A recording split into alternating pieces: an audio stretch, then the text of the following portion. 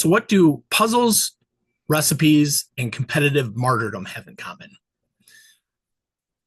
One of my favorite books is Seven Habits of Highly Effective People by Stephen Covey, and he talks about beginning with the end in mind. So, I would propose, if you will let me, that possibly the ability to produce something in the end might be the common thread. What do I mean? Let's start with puzzles. Puzzles are, imagine it's just a picture, right? Just like we have right behind me. It's a picture that is cut in unique ways that it only goes together one way, and it finishes by having the puzzle. So the puzzle put together with the showing, revealing the picture. Now, do you do the puzzles without the box? I never do. I know there's and of course there's puzzles that are completely gray. That's crazy to me. I don't know how that would work. But I guess the idea is that you have the end in mind when you do a puzzle. Now, you have one task, you're putting it together, but there's a million ways of putting it of going about putting it together. My personal favorite is to find the edge pieces. You separate the edge pieces and then you put the middle pieces and you build the frame, and then you fill in pockets as you see fit and find things that fit together. The other thing about puzzles is that they range in difficulty. Where am I going with this?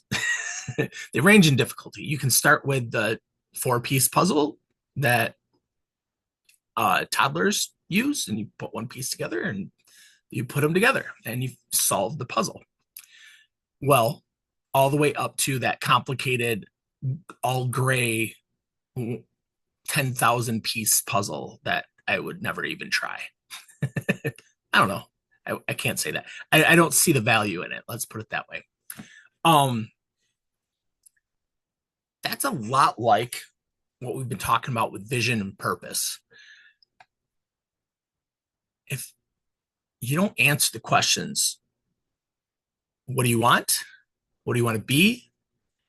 And what do you want to do? If you don't have those questions answered, at least in the day, again, or the week, or the month, or the quarter, or the year, or 3 years, 5 years, and the further out it goes, the more uncertain it is, the more it's like that gray puzzle.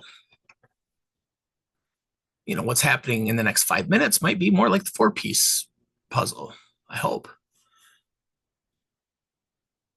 So, with that being said, let's say you have 10 different things you're trying to do. Would you just take all the puzzle pieces and dump them all together? And how is it, would it be more difficult to solve that with 10 puzzles than it is just to solve one? I think so. I think it would be one thing to be able to solve a puzzle, let alone 10 puzzles at the same time. So perhaps it might be good to narrow the vision down, at least at the point. You know you want to do all 10 puzzles, so you have that vision. But let's have a vision of the first thing first. And that's kind of, actually, that's the next, that's crazy. I didn't plan that, but that is the next habit of highly successful people, is put first things first. So I think he had a point there. I just had it with this analogy with the puzzles. So recipes are a lot like puzzles. However, recipes give you order and magnitude. You know how much to put in, and you know what to put in, and you know what you want to do. Usually recipes come in a book, and you sometimes have a picture of the food, and you're like, I want to make that. Well, what is the first thing you do is, if you've never cooked before, you just start, right? And you start running around and everything. But as you learn to cook, you do your mise en place. Everything has a place. Now, if everything has a place and you measure out the what, the the what and the magnitude of what, you'll be more likely to be successful in that recipe. Will that always happen? Nope, because there's also skill involved. There's also art involved. The first time you make that recipe, it's not going to be as good as the 500th. Just very true. It just is what it is. That goes a long way with what we do in real life as well, especially if you have these visions. And just like me doing these videos, the first video was, and this is pretty bad too. I'm not going to lie, but I know that, and it's okay, and I'm okay with that. We're growing, and if you're with me, I'm growing with you.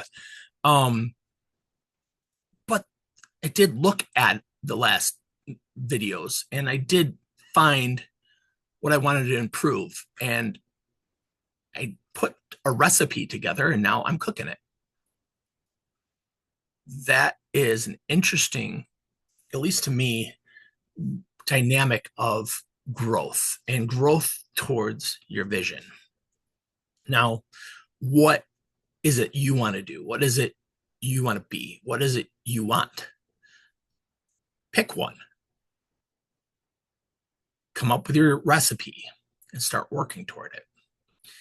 Now, the third thing I introduced is I had never heard it before. It was pretty funny. Competitive martyrdom. If you've ever, and I've been guilty of this, and if you're honest with yourself, I'm sure you've done it at some point in your life. And if you're not, then good kudos to you. Good for you. You've never done it. Have you ever had someone come to you and say, I have this going on in my life? And you're like, oh my goodness, me too, but mine's way worse. And what do you get out of that? It's a lose-lose, because you are building up this wall of martyrdom for yourself, and the person that came to you that felt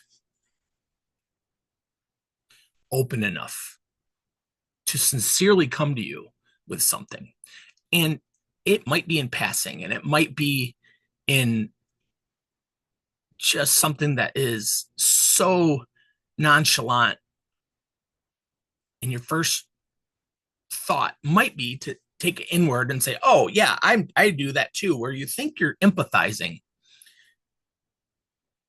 but you end up that in doing the competitive martyrdom. Empathy and the competitive martyrdom are two different things. Maybe tell them that you understand or you don't understand their problem, but listen. What does that have to do with puzzles and recipes? Well, I believe one of the things to be is a good friend. Part of the recipe of being a good friend, and I want to thank Matt for this. He's an outstanding friend. And we started talking about being good friends, and what does it mean to be a good friend? Well, part of that is being empathetic toward that person, or with that person, I should say. Meaning, I understand you are going through something, and I'm here for you, and I will feel with you. And that goes back to that thinking, feeling, doing, right? You say, I feel with you, and this is kind of the recipe. I don't want to say it's the recipe for empathy, because I don't know. I haven't studied this long enough, and I'm sure there is one out there, and I'm sure someone has figured it out and written it down. But in my mind, if you allow me the latitude to be able to talk about this with honestly telling you that I have not looked into this, but understanding where someone's coming from and not making it about yourself is a good recipe for being a good friend. So there you have it.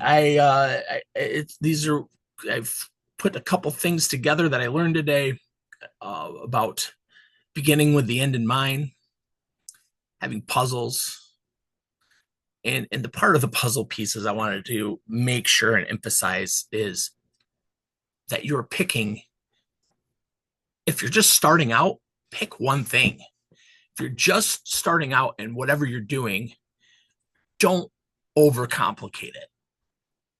Find one thing that you want to be good at, or one thing you want to do, one thing you want to be, or one thing you want. Build the recipe towards it. And along your way, make a friend, be empathetic. Don't make it about yourself. Make it about that rugged individualism with a sense of community.